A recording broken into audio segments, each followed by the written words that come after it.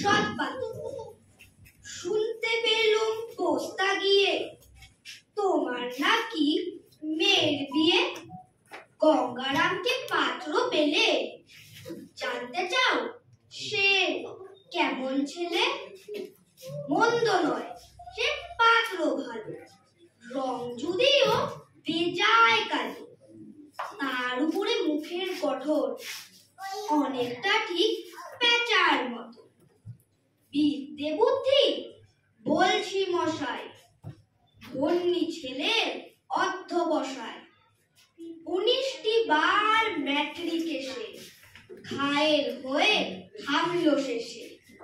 বিষয় আশয় গরিব বেজায়, কষ্টে সৃষ্টে দিন চলে যায়।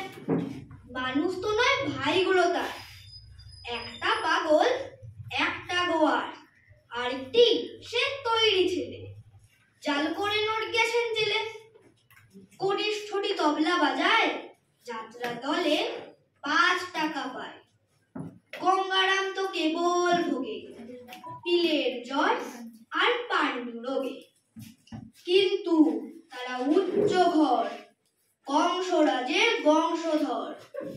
শ্যামলাহিড়ি বনগ্রামে কি যেন হয়, গঙ্গারাম